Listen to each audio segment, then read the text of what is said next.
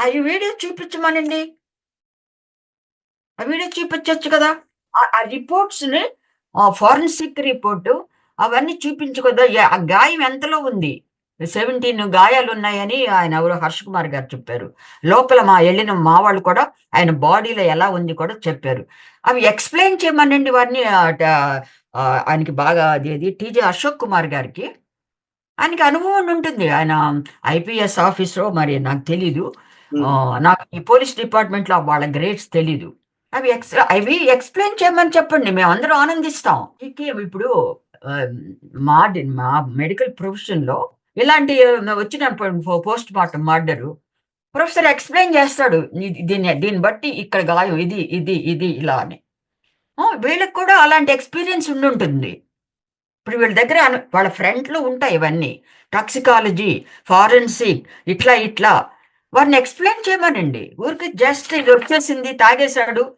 ఆయన ఆయనకి దారి బాగా తెలుసు. హైదరాబాద్ నుంచి రాజమండ్రి వరకు. చాలా సార్లు ఇంతకుముందు వచ్చారని వాళ్ళు చెప్పారు. అట్లాంటి వ్యక్తి జగ్గయ్యపేట, ఏలూరు, రామవరప్పాడు ఇవన్నీ ఫస్ట్ టైమ్‌లో అయితే హనుమాన్ జంక్షను. వెళ్ళాల్సిన అవసరం లేదు గదండీ! జగ్గయ్యపేట ఎక్కడ?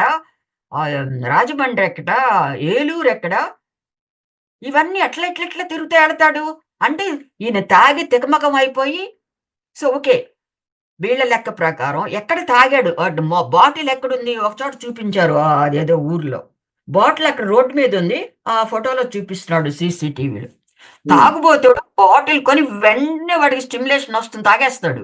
ఇప్పుడు మనం కాఫీ ఎట్లా తాగుతామో, కాఫీ ఆ పొగ ఆ స్మెల్‌కి వెంటనే మనం తాగుతాం. వాడు ఇంకా తాగుబోతోడు దాని బాటిల్ కొన్న తర్వాత అసల స్మెల్ వెంటనే దాన్ని ఓపెన్ చేసి తాగుతాడు. అది రోడ్డు మీద పెట్టి మరి మీరంతా చూసారో లేదో. రోడ్డు హ్మ్. మీద అట్లా ఉంది. దాన్ని అంటే మనందరం చూడాలి అని. ఇది నాకర్థమైంది. రైట్. అంటే ఎందుకు మీరేమంటారు ఇప్పుడు? ఇప్పుడొచ్చిన ఆధారాల పైన ఎటువంటి కామెంట్స్ చేయాలనుకుంటున్నారు? నేనొక్కదాన్నే కాదు. మా క్రిస్టియన్స్ అందరూ కూడా మేమెవరు బిలీవ్ చేయమండి. మేమందరం కూడా అదే స్టాండ్ పాయింట్‌లో ఉన్నాం. ఇది హత్య అని మేమందరం నమ్ముతున్నాం. మొట్టమొదటి రోజు నుంచి చివరి రోజు వరకు. ఆయనెవరు రాజేష్ ఖన్నానా? రాజేష్ సరే, ఇప్పుడు మీరు హత్య అంటున్నారు కదా! మరి హత్యకి సంబంధించిన ఆధారాలు పాస్టర్స్ దగ్గరుంటే ఇవ్వొచ్చని ఐసీ అడుగుతున్నారు కదా! మరెందుకు వాడికి ఇవ్వలేకపోతున్నారు? ఆధారాలెట్లా ఉంటాయండి? ఆయన అసలు ఆయన బయలుదేరుతున్నప్పుడే ఆయన ఎవరికీ చెప్పకుండా బయలుదేరతాడు. హ్మ్. ఒకవేళ ఎక్కడికైనా చెప్పి ఆయన ఒక్కడికి ఆయనెవరో రాజమహేంద్రవరంలో ఉంటాడు. ఆయన పేరు రామ్మోహన్ రావు. ఆయనకొక్కరికే తెలుసు ఆయనొస్తాడని. ఆ! మరి ఆయనకి తప్ప ఆయన భార్యకి, ఆ పిఏ గారికి తప్ప ఇంకెవ్వరికీ తెలీదు. ఒకవేళ నాకు తెలిసుండేనే నాకసలు ఇంత గందరగోళం జరుగుతుందని తెలిస్తే ఆయన వెంటనే రమ్మని నేను ఇన్వైట్ చేసుండేదాన్ని. అలాగే వాళ్ళ ఫ్యామిలీ మెంబర్స్ కూడా మేడం, వాళ్ళ ఫ్యామిలీ మెంబర్స్ కూడా పెద్దగా అనుమానాలు లేవంటూ కూడా చెప్తున్నారు. లేదండి. వాళ్ళెలా చెప్తారండి? వాళ్ళకి వాళ్ళ అమ్మాయిని, తనని, పిల్లల్ని కూడా చంపుతామని ఎప్పుడో ఆయన 'సాక్షి' టీవీలో మాట్లాడుతున్నప్పుడే నాకు చెప్పారు. నన్ను ఇక్కడ ఏమన్నా దొరుకుతాయేమో చూడండి నేను ఫ్రీగా చేస్తానంటే, అయ్యో! మీ బ్రెయిన్‌కి, మీ కంప్యూటర్‌కి అందులో ఇక్కడ లాంగ్వేజి బ్రదర్ ఎవరు అట్లా ఫ్రీగా చేయించుకోరు అని నేను చెప్పాను. హ్మ్. ఇలాంటొస్తున్నాయని జెప్పారు ఆయన. అట్లాంటప్పుడు ఆయనకి ఒక హిందువులే గాదు, ముస్లిమ్స్‌లో కూడా కొంతమంది ఉండొచ్చు. హిందువులే అని ఎందుకు బాధపడాలి? తర్వాత ఆయన, ఆయన చెప్పేదేంటంటే, ఆయన ఎడ్యుకేట్ చేస్తున్నారు యవ్వనస్తుల్ని. తర్వాత ఇలా ఆహ్, ఏది మతాన్ని పట్టుకుని మీరు బాధపడొద్దు. ఇప్పుడు ఇక్కడ ఈవెన్ ఇన్ యూరోప్ కొన్ని మతాల వాళ్ళతో మాట్లాడరు. ఆ సంగతి తెలుసా మీకు? తెలీదు మేడం. ఒక యునైటెడ్ నేషన్ ఉంది. నాకు కాపుస్ కొంతమంది తెలుసు. ఒక అదేది శ్రీరామనవమో ఏదో వస్తుంటే మాకిక్కడ కమ్యూనిటీ హాల్ ఉంది. హ్మ్. అక్కడ మేము చేసుకుంటాం. మాకివ్వంటే ఇచ్చాం. హ్మ్. వాళ్ళు చెప్పిందిది. భోజనం చేసే టైంలో బ్రాహ్మలు కూర్చుంటారంట. సెపరేట్‌గా వీళ్ళతో కలవరంట. నాకు చాలా ఆశ్చర్యం వేసింది. ఒక చిన్న పాయింట్ ఎగ్జాంపుల్ చెప్తున్నాను. ఇక్కడ కూడానా అమెరికాలో కూడా కాస్ట్ ఫీలింగ్ ఉంది. ఒక 3 ఇండియన్స్ ఉంటే, ఆ 3 ఇండియన్స్‌లో ఒకడు క్రైస్తవుడైతే, ఆ ఇద్దరు మాట్లాడరంట.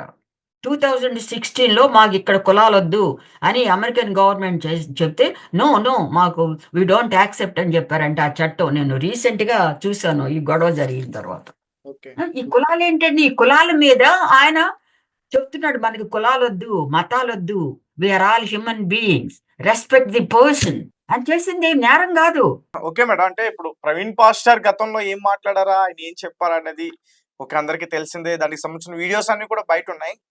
సో, మన టాపిక్ ఏంటంటే ప్రవీణ్ పాస్టర్‌ది క్రైస్తవ సమాజం మొత్తం కూడా ఆయన్ని ఎవరో చంపేస్తుంటారు. ఖచ్చితంగా పోలీస్ వ్యవస్థలకి మేము చేతులారా జోడించి అడుగుతున్నాం. ఖచ్చితంగా హంతకుల్ని పట్టుకోవాలి మీరు అంటూ కూడా చాలా మంది చెప్పారప్పుడు. అవును.